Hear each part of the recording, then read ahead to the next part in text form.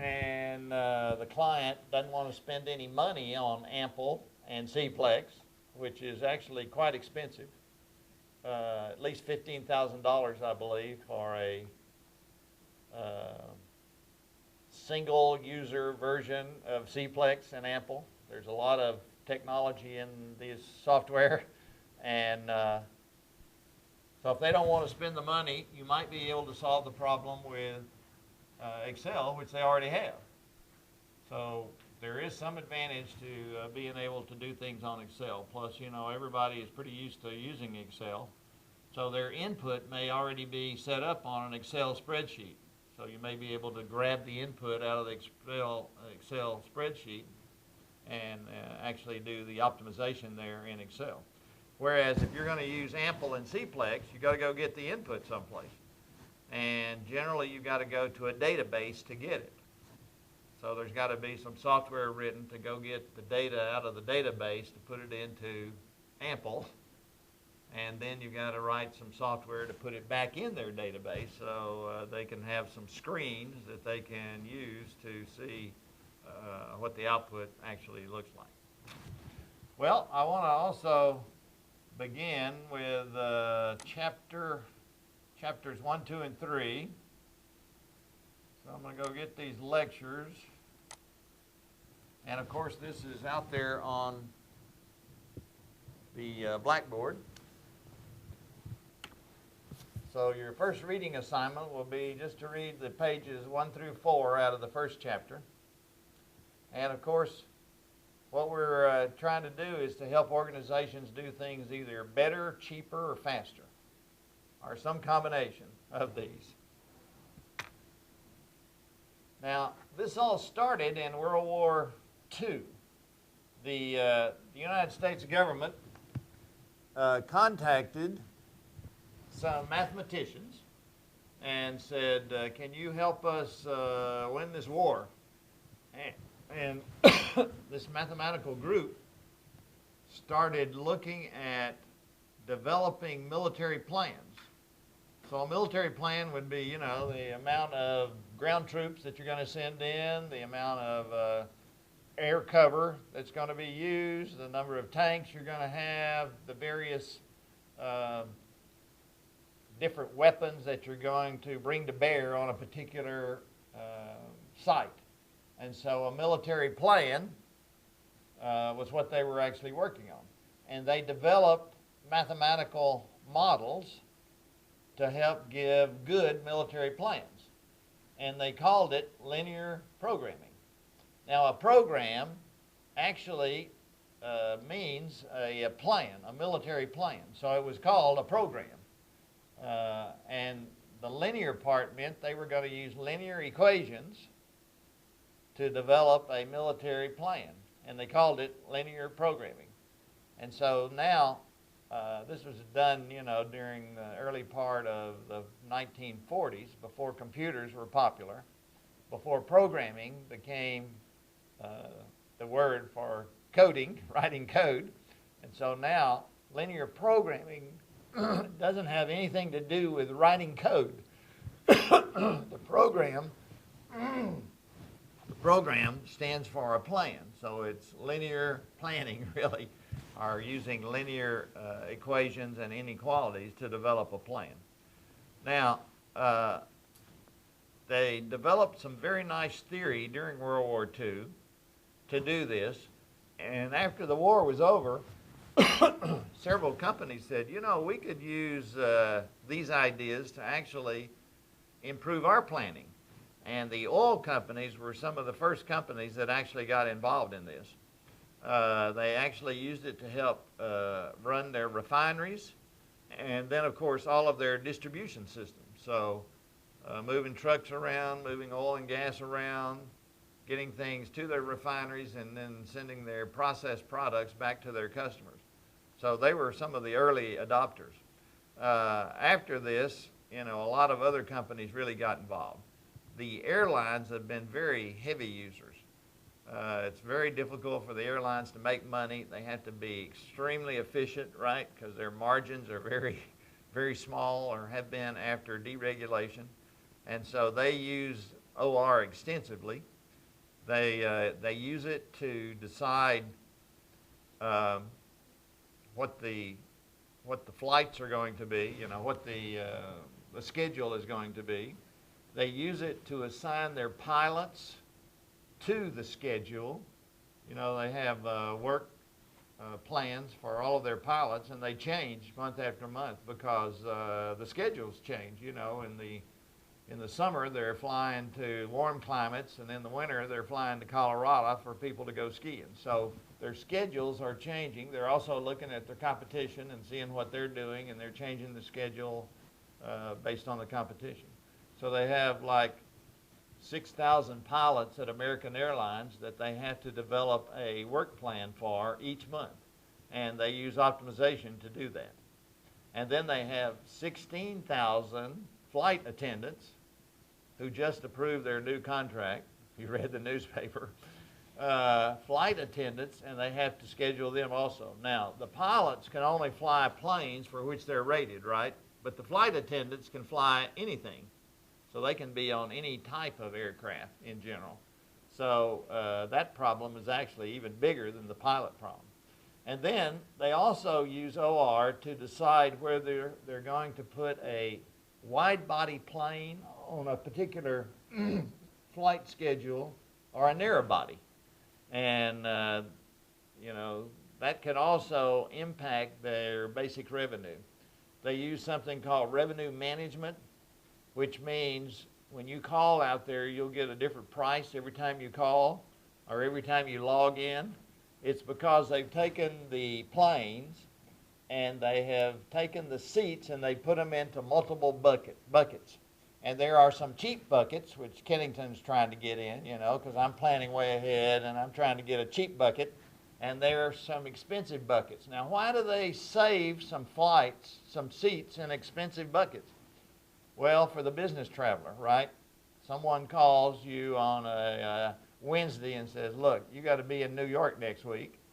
If there were no seats available, you wouldn't be able to make your business meeting. So they save some seats on these flights, but they charge you an arm and a leg, right? Because they want to get that money from the business traveler who has to travel at the last minute. So actually, as time moves on, they move these seats around in the buckets, kind of based on what's going on a particular flight, And that's why you can get different prices sometimes on different days because, they move some more seats into a cheap bucket that wasn't available the last time you called. That's also used for cruise lines, right? If a cruise line, if a ship leaves on a cruise, a 7-day cruise, and it has an empty berth, there is no revenue, right? So if you make a deal to somebody who very late decides they will take a cruise, it'd be better to have some revenue rather than no revenue. So sometimes you can get a deal on a cruise line due to the fact that, they had an empty berth that didn't get sold and they want to sell it for something. Hotels, right? If a hotel room goes empty, can you get any revenue? No. That's why you can get a deal on a hotel sometimes at the last minute. Why? They'd rather have half the revenue than no revenue. So they use OR to decide what the prices should be, when to start changing these prices. They also use OR to determine overbooking. Have you ever been asked to step off of a flight? We'll give you you go a few hours later and we'll give you a voucher or dinner or something. Well, they use OR for overbooking because there are situations where people don't show up, there's a sickness in the family or a death or something, and even though you've already paid for your ticket, they will negotiate with you and give you a deal. But sometimes they're overbooking and they have sold more seats, more people show up than they have seats, and they'll ask somebody to make a change. All of these things are mathematical problems, right? And the objective is to improve your revenue, to maximize your revenue, and they're all mathematical problems. So anyway, we're going to be talking about how to solve these guys. and we'll be using Ample and Cplex and Excel and anything else we can figure out. Thank you all for coming today. Work on your homework, work on your Mac, see if you can get those working, and I'll see you on Wednesday, if not sooner.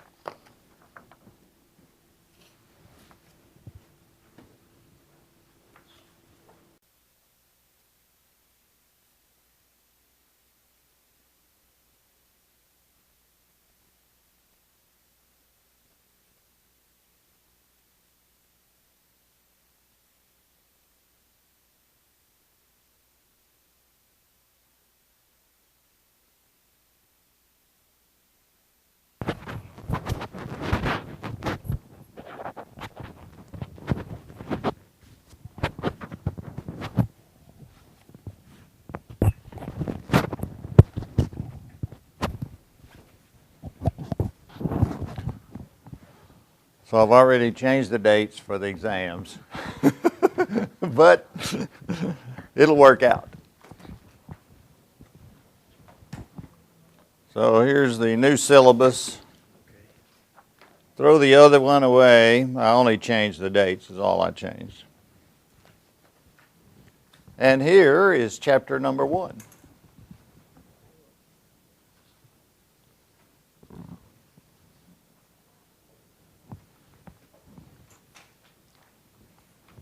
If anybody comes in late, you tell them to pick up these two guys.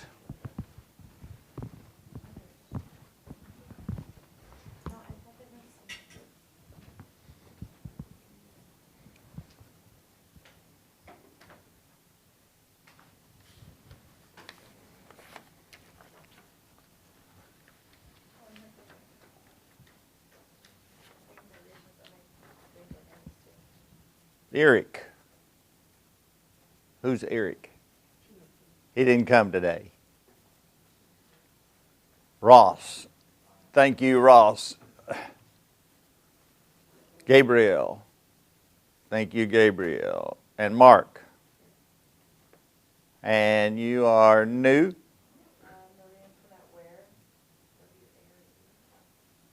Oh, yeah.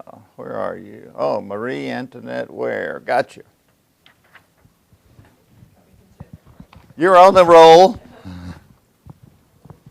You're here. Anyway, sign this up for me and then return it to me.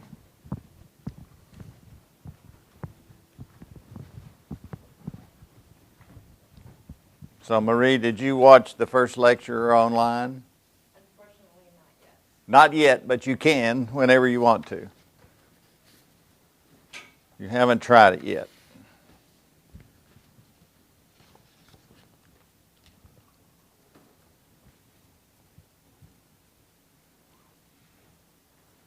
Homework 1 is due tomorrow. What's the latest you can turn it in and get credit for it? 11:59:59. You know, 12 o'clock is actually Friday, right? So you got to get it in on Thursday. So that's homework 1. It's an ample problem. Pretty easy. Thinking you can do that. We'll do one more ample today in class. And then we'll also do an Excel. So let's go to chapter 1, slide number 2. The history of operations research. So I'm on this slide, which from our chapter 1, 2, and 3. Now, operations research was actually started during World War II. And the federal government asked these mathematicians to get together and could they do anything that would help win the war. And they developed a technique known as linear programming. The linear comes from the fact that they were going to use linear equations and inequalities. And programming is the term that was used for a military plan. So they were going to use linear equations and inequalities to help develop military plans. you know, how many people you're going to use, how many tanks you're going to use, how many airplanes are required, how many ships, etc. So they developed a technique known as linear programming. And we're going to discuss the details of that technique. Now, after the war, there were many companies that said, you know, we need planning procedures also. Thank you. We need some good planning procedures also. And the oil companies were some of the first companies to actually pick up linear programming. They would use it for logistics problems, you know, moving material around from their refineries to their customers. They would use it to actually to optimize their refinery operations also. And then the airlines became very involved in optimization and linear programming. And the airlines are still some of the heaviest users of operations research and linear programming. So basically we have this great theory that was developed starting back in the 40s. At the time there was a fairly heavy computational burden to solve these problems, to solve linear programs. It takes a lot of solving linear equations.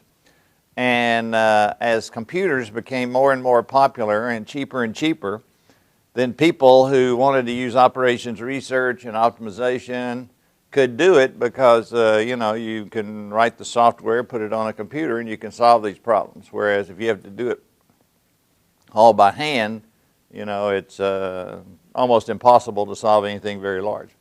So as the computer revolution has come along, then the use of operations research has also become a lot more popular. Now we have this great software, including AMPL and CPLEX, which we can use to solve really large problems, implement them in other systems, and, and really do wonderful things using linear programming and integer programming and nonlinear programming. So that's kind of where we are and the history of what's happened here. The reading assignment is the first 4 pages of Chapter 1. And what we're really trying to do is help organizations do things better. Generally, it's either better, cheaper, or faster, or some combination. So when I'm called in on a consulting job, somebody is doing something, or they want to do something, and they want to do it either better than they've been doing it, or cheaper than they've been doing it, or faster than whatever techniques they currently are using. So this is basically where we're heading.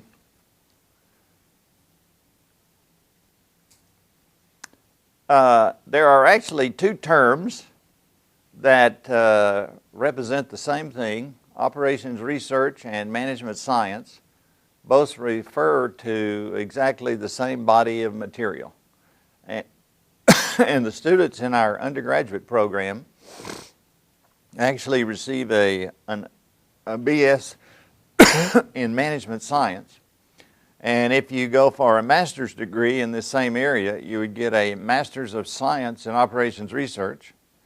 And Athena, our grader, is working on a PhD in Operations Research. So basically, we're trying to find the optimal solution for some type of problem. We have a national society called INFORMS. It stands for the Institute for Operations Research and the Management Sciences.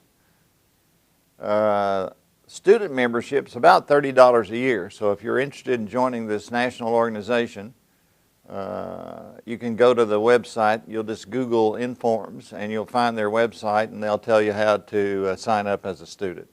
I think my membership's about $250 or $300 a year for full-time regular membership.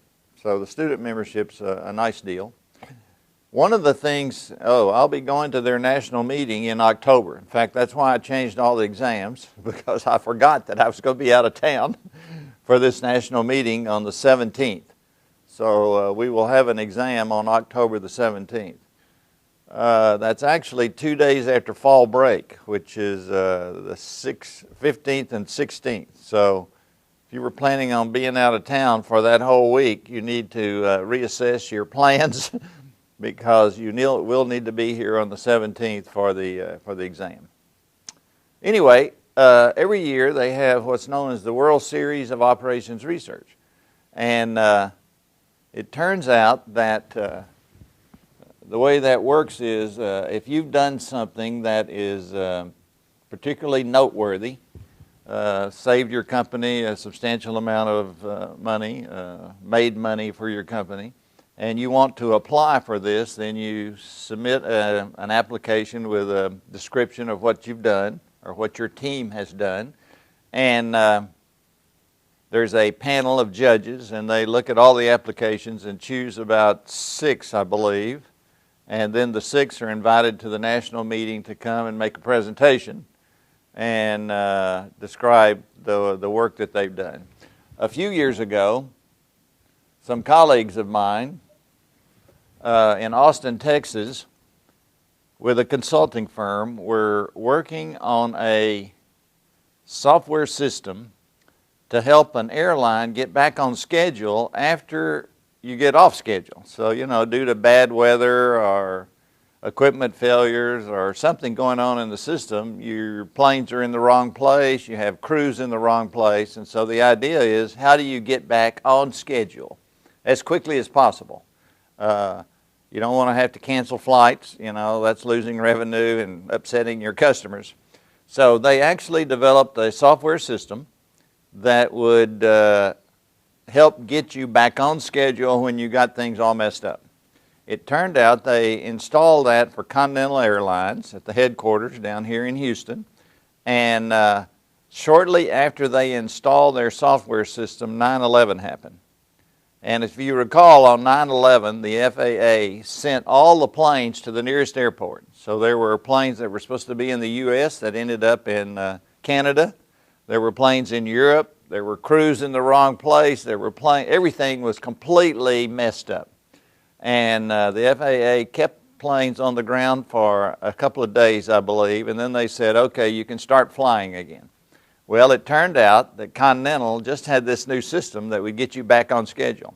And they got back on schedule about 2 weeks ahead of all the other major carriers, Delta, United, American. And it was worth millions of dollars to them to get back on schedule a lot faster than their competitors.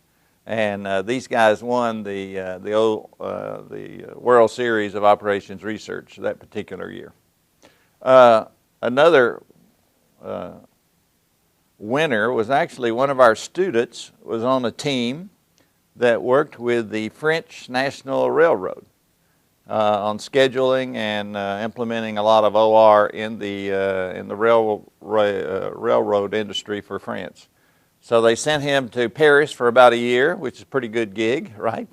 And he spent a year over there with a team working on optimization techniques and scheduling techniques to improve the French National Railroad. And they also won the World Series of OR.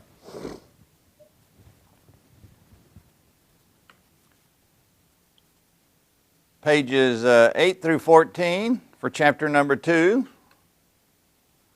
So how do I do an OR study? Well, a few years ago, a company by the name of Carricker called me in. They thought they had an OR problem. They weren't quite sure. They wanted to optimize their logistics for sending trucks out to refurbish ATM machines. So in the city of Dallas, there's probably 5,000 ATM machines around. And Friday night, you're ready to go out, you go to the ATM machine, there's no money in the machine, you're kind of upset, and you might switch banks even. So the idea is that you want to keep money in all of your ATM machines. You want to not keep too much money, because if you have an extra $1 million sitting around out there, that's money that you can't make any interest on. So there's a trade-off between too much and too little. And then to refurbish, that is to put more money in an ATM machine, they send out an armored truck, right?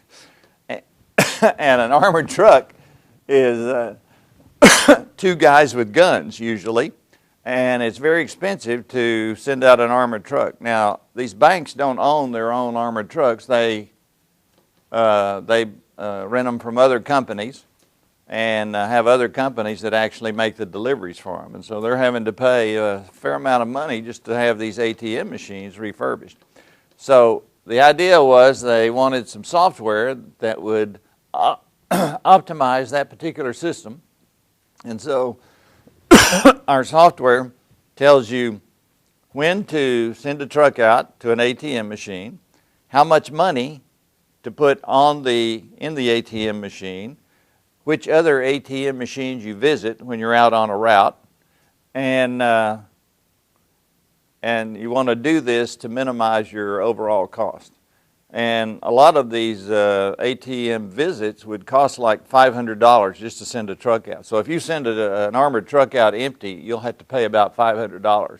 And then as you start putting money on it, they charge you a little bit extra based on how much money you put in the particular truck. So anyway, we formulated, so I went out and talked to these guys, and of course they didn't know anything about OR. I didn't know anything about the banking business, but they told me what they thought their problem was. So I came back and I developed a small sample, 5 ATM machines in 2 trucks, Monday through Friday, 1 week problem. And then I optimized it using Ample and Cplex, and then I took the answer back out there with a PowerPoint presentation, showed them the problem, showed them the answer. They said, oh yes, but you forgot this constraint. So I go back and I add that constraint in. You can't really visit this ATM machine on Wednesdays because, something is not that particular building is not available on Wednesday to get into. So anyway, you go back and you add more constraints, modify the model, and you keep going back and forth until they can't find anything wrong with your model. And then they go to the big problem, okay? So they say, okay, let's see if we can do this. It turns out that I formulated my math model, took about 2,000 lines of code, and we used a language called OPL. There are 3 companies that have these, at least 3 companies that have these modeling languages. Ample is owned by a company called Ample, AMPL, and Cplex, which is the solver, is owned by IBM.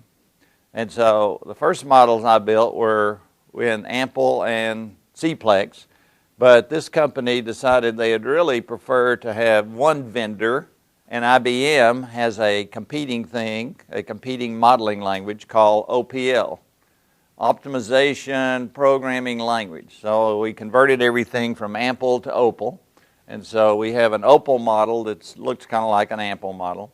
It's about 2,000 lines of code. It'll generate, thousands of constraints, because with 1 line of code you can generate many hundreds of constraints. We developed the software. They integrate it with their database because, to get the data for all these models, you have to go out to the database to seed the model. Then you hand all that over to Opal and Cplex. They solve it. You get the answers. You put the answers back into the database, and then, of course, they have screens that they've developed so their client can input data and also their client can see what the answers are. And we tested all this, validated it. It's been implemented, and it's running at several banks around the world. I think last week they called me and said they had an implementation in Malaysia, and they wanted some changes to the model, So I do what? I go in, write a few more constraints, check it all out, make sure everything is working right, and then they've got a new model running. So that's basically what I have found as the way to do this. Now, while I was working with Character, they got bought by CheckFree. That's another company. Anybody pay your bills online? I do. It's so simple these days. Just go online at your bank. CheckFree builds the software that allows you to pay bills online.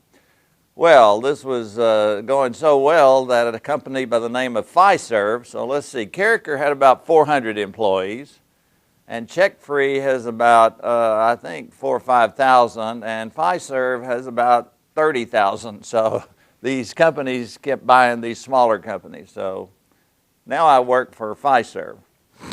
So they're still making changes to the model, and whenever they do, I put some new constraints in or change the variables or do whatever they need done. So they're still working on various implementations. And what's the idea? They're trying to save their clients money, so they're trying to sell software that will save their clients money.